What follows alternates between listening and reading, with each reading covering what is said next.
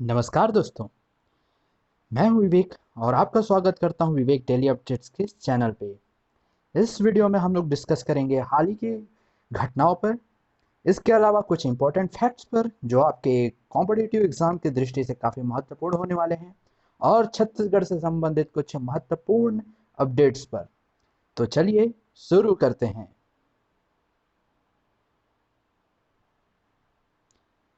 पहली बड़ी खबर निकल के आ रही है कि हाल ही में केंद्रीय मंत्रिमंडल द्वारा नई राष्ट्रीय शिक्षा नीति नेशनल एजुकेशन पॉलिसी, जिसको हम NEP 220 बोलते हैं, को स्वीकृति प्रदान की गई है। यह 21वीं सदी की पहली शिक्षा नीति है तथा यह 34 साल पुरानी राष्ट्रीय शिक्षा नीति 1986 को प्रतिस्थापित करेगी।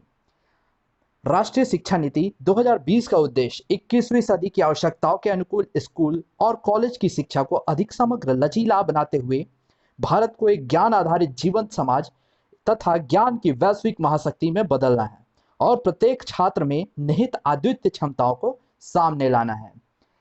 इसकी पृष्ठभूमि अगर हम देखें तो इसे प्रख्यात वैज्ञानिक इसरो के पूर्व प्रमुख पद्म विभूषण डॉक्टर के कस्तूरी रंगन की अध्यक्षता में राष्ट्रीय शिक्षा नीति के मसौदे के लिए एक समिति का गठन किया गया था। उसने दिसंबर 2018 में सरकार के लिए राष्ट्रीय शिक्षा नीति 2019 का मसौदा सौंप दिया। मई 2019 में लोकसभा के चुनाव के बाद इस मसौदे को जनता की राय हेतु सार्वजनिक किया गया था। नई शिक्षा नीति की कुछ प्रमुख विशेषताएं उसके केंद्र तथा राज्यों पर शिक्षा पर सार्वजनिक व्यय को उसकी जीडीपी के टोटल 6% तक बढ़ाए जाने की अनुशंसा की गई है। इसके अलावा मानव संसाधन विकास मंत्रालय का नाम भी बदलकर अब शिक्षा मंत्रालय कर दिया गया है। इसके लिए हर क्षेत्र में कुछ ना कुछ नया लाने की कोशिश की गई है। जैसे डिजिटल शिक्षा के क्षेत्र में यहाँ सीखने, मूल्यांकन करने, योजना बनाने, प्रशासन को बढ़ावा देने के लिए एक राष्ट्रीय शैक्षिक प्रौद्योगिकी मंच नेशनल एजुकेशन टेक्नोलॉजी फोरम, जिसको NETF कहा जाएगा, उसका निर्माण किया जाएगा।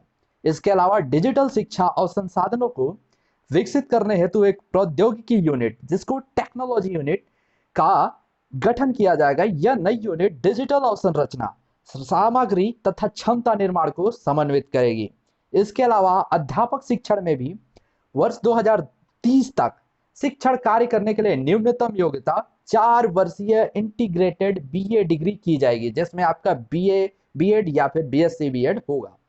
शिक्षा में डिजिटल विभाजन को पाटने की सहायता के लिए शिक्षकों को भारतीय स्थितियों के अनुकूल ऑनलाइन शैक्षणिक विधियों का प्रशिक्षण भी दिया जाएगा।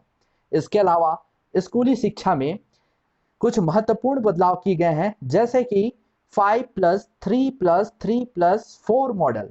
इसका मतलब ये होगा कि पहले जो 5 साल है उनमें फंडामेंटल कोर्स कराए जाएंगे उनको, जैसे कि आपका नर्सरी हो गया, इसके अलावा LKG, उसके बाद UKG, then first standard, then second standard. इस तरह से कुल 5 साल तक बच्चा फंडामेंटल स्टेज में ही रहेगा। इसके बाद 3 साल का तीसरी, चौथी और 5वीं कक्षा रहेंगी। इसके बाद मिडिल की कक्षा आएंगी +3 में, फिर उसके बाद +4 में आपकी हाई स्कूल और हायर सेकेंडरी की कक्षाएं आएंगी। इस तरह से ये मॉडल 5+3+3+4 रहेगी।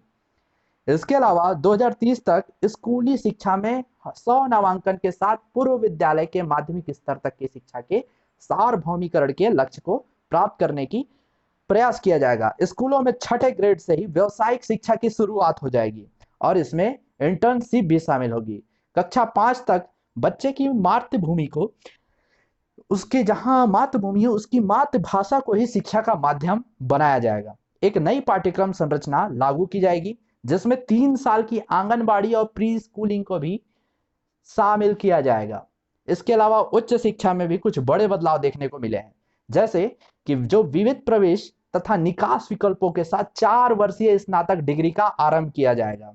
ये 3 वर्ष का भी होगा, लेकिन 3 वर्ष उनके लिए होगा जो आगे उच्च शिक्षा ग्रहण नहीं करना चाहते हैं, और लेकिन जो MA, MSc या MCOM करना चाहते हैं उनके लिए 4 वर्षीय स्नातक डिग्री जरूरी हो जाएगी। इसके अलावा MPhil डिग्री को पूरी तरीके से अब समाप्त कर दिया गया है। इसके अलावा चिकित्सा कानूनी शिक्षा को छोड़कर समस्त उच्च शिक्षा के लिए अब higher education commission of India का गठन किया जाएगा। इसके अलावा सभी कॉलेजेस को अब ऑटोनोमस बॉडी बनाने की तैयारी शुरू कर दी गई है और इससे यूनिवर्सिटी से संबद्धता उसकी धीरे धीरे खत्म की जाएगी। ये कार्य अगले 15 वर्षों में पूरा किए करना है। इसके अलावा कुछ ट्रेडिशनल नॉलेज को भी बढ़ावा देने के लिए इस शिक्षा में बात की गई है। अगली बड़ी खबर निकल के आ रही है कि राम जन्मभूमि बाबरी मस्जिद भूमि विवाद मामले में उच्चतम न्यायालय द्वारा अयोध्या में मस्जिद बनाने के लिए एक ट्रस्ट का गठन करने का भी आदेश दिया गया है।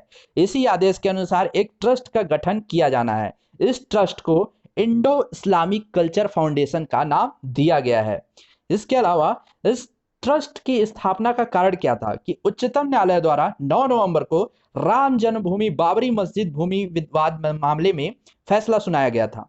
फैसले के अनुसार अयोध्या में विवादित भूमि पर राम मंदिर के निर्माण की अनुमति दी गई तथा उत्तर प्रदेश सुन्नी वक्फ बोर्ड को मस्जिद बनाने के लिए 5 एकड़ का एक अन्य भूखंड सौंपने का आदेश दिया गया।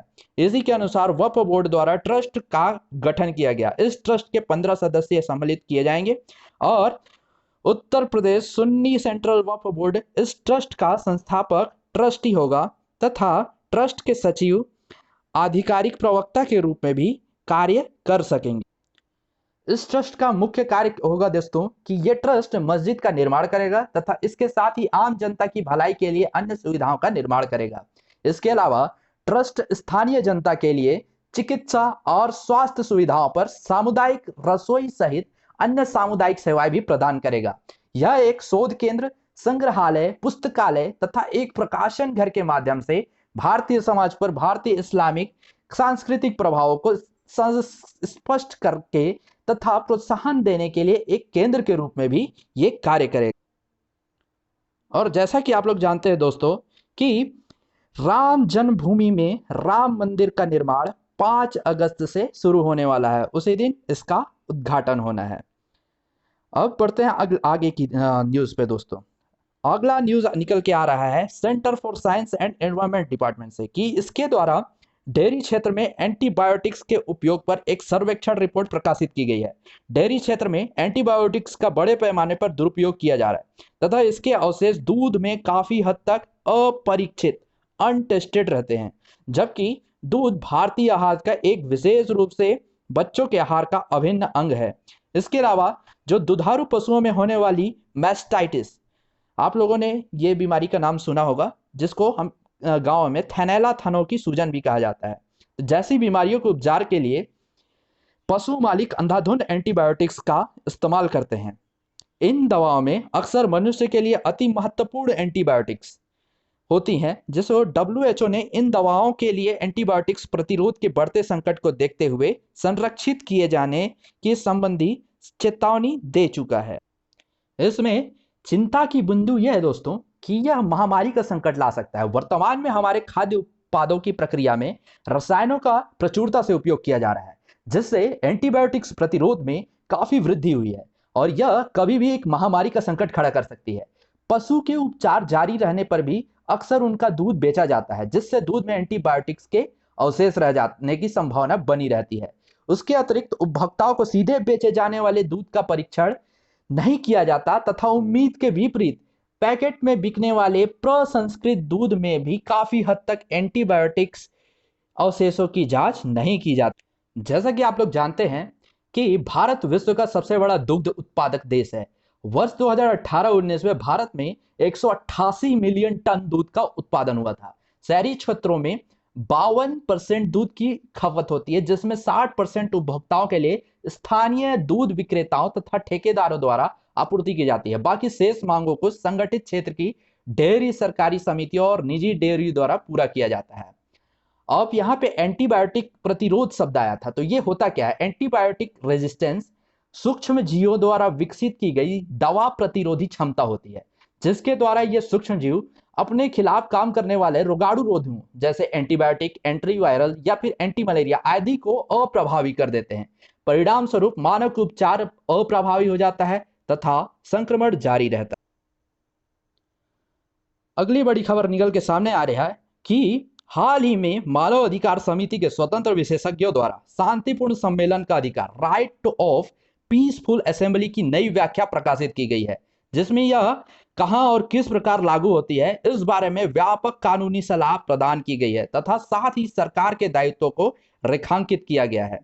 मानव अधिकार समिति को सदस्य देशों द्वारा नागरिक एवं राजनीतिक अधिकारों पर अंतरराष्ट्रीय अभिसमय, international covenant of civil and political rights, जिसे हम आईसीसीपीआर के नाम से भी जानते हैं, का कार्यान्वयन की निगरानी का दायित्व सौंपा गया था। आईसीसीपीआर की अनुच्छेद 21 के तहत शांतिपूर्ण सम्मेलन के अधिकार की गारंटी प्रदान की गई है। इसमें बताया गया है कि सरकारें सार्वजनिक व्यवस्था या सार्वजनिक सुरक्षा अथवा संभावित हिंसा के अनिर्दिष्ट जोखिम का सामान्यीकृत हवाला देकर शांतिपूर्वक विरोध प्रदर्शन को नहीं रोक सकते हैं। इसके अलावा सरकारें किसी भी वेबसाइट अथवा इंटरनेट नेटवर्क को शांतिपूर्वक सम्मेलन के आयोजन अथवा उसमें कोई भूमिका होने के कारण बंद नहीं कर सकती। अभी हाल ही की कुछ घटनाओं में आप लोगों को देखने को मिला होगा कि सरकारें क्या करती हैं कि अगर कोई भी उनके खिलाफ कुछ बोलता है तो वो बलपूर्वक या फिर प्रशासन के दम पे उसे रोक देती हैं। ये आईसीसीपीआर क्या होता है दोस्तों? आईसीसीपीआर संयुक्त राष्ट्र महासभा, यूनाइटेड नेशन जनरल असेंबली द्वारा अपनाई गई एक बहुपक्षीय संधि है। इसके कार्यान्वयन की संयुक्त राष्ट्र मानव अधिकार समिति द्वारा निगरानी की जाती है और यह सन 1976 में प्रभावी हुई थी। अब बढ़ते हैं आगे की खबर पर दोस्तों। अगला खबर निकल के आ रहा है कि हाल ही में भारी एवं विशालकाय इंटरनेशनल थर्मोन्यूक्लियर एक्सपेरिमेंटल रिएक्टर आईडीईआर ने अपने वर्षों लंबे असेंबली चरण में प्रवेश कर लिया है। आईडीआर के अनुसार 35 वर्षों के बौद्धिक चिंतन, योजनाओं तथा तैयारियों के पश्चात आईडीआर असेंबली की आज से शुरुआत हो रही है तथा इसमें 5 वर्षों का समय लगेगा। अब यह आईडीआर होता क्या है? यह एक अंतरराष्ट्रीय परमाणु संलयन अनुसंधान और इंजीनियरिंग मेगा प्रोजेक्ट है तथा यह विश्व का सबसे बड़ा चुंबकीय प्रतिरोध प्लाज्मा भौतिकी प्रयोग है। यह एक प्रयोगात्मक टोकुम परमाणु संलयन रिएक्टर है जिसे दक्षिणी फ्रांस में बनाया जा रहा है। आईडीआर का उद्देश्य शांतिपूर्ण उपयोग के लिए संलयन ऊर्जा की वैज्ञानिक और तकनीकी व्यवहार्यता का प्रदर्शन करना है। इस आईडीआर का महत्व क्या है कि आईडीआर शुद्ध ऊर्जा उत्पादन करने वाला पहला संलयन उपकरण होगा और आईडीआर लंबे समय तक संलयन को स्थिर रखने वाला पहला संलयन उपकरण होगा।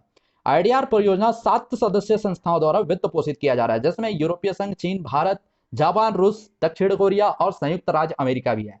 आईडीआर का मुख्य कार्य 500 मेगावाट संलयन ऊर्जा का उत्पादन करना होगा। संलयन ऊर्जा संयंत्र के लिए प्रौद्योगिकी की एकीकृत परिचालन का प्रदर्शन इसमें होगा और इसके लिए ड्यूटेरियम ट्रिटियम प्लाज्मा को हासिल करना, जिसके आंतरिक ताप के माध्यम से सतत अभिक्रिया होती है, और उसका परीक्षण करना है। अब यहाँ पे एक शब्द आता है टोकामक। टोकामक होता क्या है? यह संलयन ऊर्जा को नियंत्रित करने के लिए तैयार की गई एक प्रायोगिक मशीन होती है और यह परमाणु के संलयन से उत्पादित ऊर्जा को एक विशाल बर्तन की दीवारों में उष्मा के रूप में अवशोषित कर लेती है। संलयन विद्युत संयंत्र में इस उष्मा का उपयोग भाप टरबाइन और जनरेटर के माध्यम से विद्युत उत्पादन करने के लिए किया जाएगा। आईडीआर विश्व का सबसे बड़ा टोकामक होगा, जो कि वर्तमान में कार्यरत सबसे बड़ी मशीन के आकार का 2 गुना होगा तथा इसके प्लाज्मा चैम्बर का आयतन 10 गुना अधिक होगा। बढ़ते हैं अगली खबर की तरफ। तुर्की के संसद द्वारा एक नए सोशल मीडिया कानून को मंजूरी दी गई है, जिसके तहत सेंसरशिप की बढ़ती चिंताओं के बावजूद अधिकारियों के लिए सोशल मीडिया को विनियमित करने का अधिक शक्ति प्रदान की गई है, जिसमें मुख्य प्रावधान नए कानून में फेसबुक और ट्विटर जैसे प्रमुख सोशल मीडिया कंपनियों के लिए इन प्लेटफॉर्म्स पर प्रकाशित होने वाली सामग्रियों के विरुद्ध शिकायतों से निपटने हेतु तुर्की में प्रतिनिधि कार्यालय स्थापित करना आवश्यक होगा। पिछले कुछ दिनों में सोशल मीडिया में कोविड-19 महामारी पर तुर्की सेनाओं द्वारा अत्याचार के विरोध में अथवा राष्ट्रपति रजब तैयब एर्दोगान व अन्य अधिकारियों की आलोचना करने वाली पोस्ट पर सैकड़ों व्यक्तियों की जांच की गई तथा कईयों को गिरफ्तार कर लिया गया। तुर्की द्वारा वर्ष 2019 की पहली छमाही में ट्विटर से सामग्री हटाने के लिए 6000 से अधिक मांगे की गई थी और इस मामले में तुर्की विश्व में सबसे आगे है। तुर्की में 4,08,000 से अधिक वेबसाइट को ब्लॉक कर दिया गया है और ये दुनिया में सबसे अधिक है। तुर्की में ऑनलाइन विश्वकोश विकिपीडिया तक को दोस्तों लगभग 3 साल तक ब्लॉक था। इससे तुर्की के शीर्ष अदालत द्वारा अभिव्यक्ति की स्वतंत्रता के अधिकार का उल्लंघन घोषित किए जाने के पश्चात इसे वापस शुरू किया गया है। अगली बड़ी खबर, अब इसके आगे हम लोग बढ़ते हैं इंपॉर्टेंट फैक्ट्स की तरफ, जो आपकी एग्जाम की दृष्टि से महत्वपूर्ण होने वाले हैं, जिसमें पहला है पोर्ट लुइस। पोर्ट लुइस अभी हाल ही के दूरदर्शन के न्यूज में काफी छाया हुआ था। यह हिंद महासागर में अवस्थित मॉरिशस राजधानी का नगर है। यह अपने फ्रांसीसी औपनिवेशिक वास्तुकला के लिए जाना जाता है। चर्चा का कारण क्या था दोस्तों, कि हाल ही में संयुक्त रूप से प्रधानमंत्री नरेंद्र मोदी तथा मॉरिशस के प्रधानमंत्री प्रविंद जुगनौथ द्वारा भारतीय अनुदान सहायता से निर्मित पोर्ट लुइस में नए सुप्रीम कोर्ट का उद्घाटन किया गया है। तो यहाँ पे ये हमारे लिए इसलिए महत्वपूर्ण है क्योंकि ये हमारे हिंद महासागर में स्थित एक द्वीप है, जो कि सामरिक दृष्टि से काफी महत्वपूर्ण होने वाला है। इसलिए ये जो बिल्डिंग बना हुआ है, इसमें भारत सरकार ने लगभग 3 करोड़ अमेरिकी डॉलर की सहायता मॉरिशस को दी है। बढ़ते हैं अगली खबर की तरफ। ऑस्ट्रेलिया नागरिकता पाने के लिए सबसे बड़ा प्रवासी समूह भारतीय है। वर्ष 2019-20 के दौरान ऑस्ट्रेलिया में नागरिकता प्राप्त करने का सबसे बड़ा प्रवासी समूह बन गया है। वर्ष 19-20 में 38,000 से अधिक भारतीयों ने ऑस्ट्रेलिया की नागरिकता प्राप्त की है। भारतीयों द्वारा नागरिकता प्राप्त करने में पिछले वर्ष की तुलना में 60% की वृद्धि हुई है। भारत के पश्चात ब्रिटेन, चीन तथा पाकिस्तान का स्थान है। इसके बाद हम बढ़ते हैं छत्तीसगढ़ की कुछ खास खबरों की तरफ।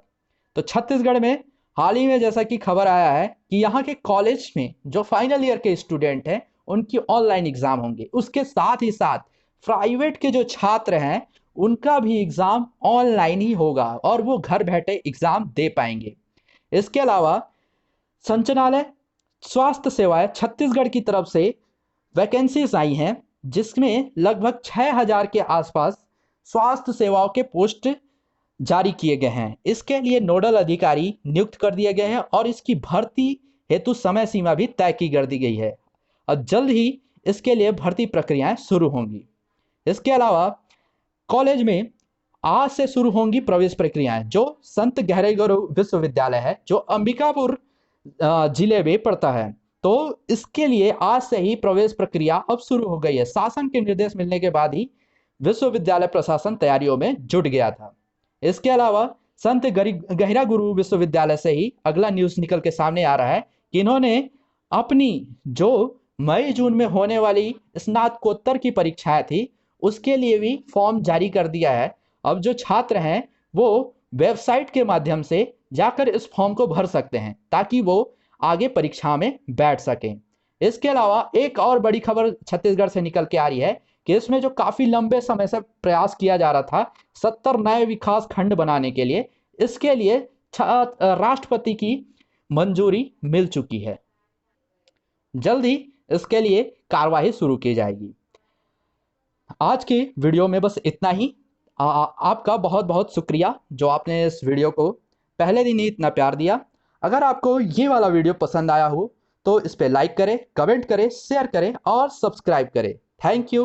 Have a great day. अपना ख्याल रखिए।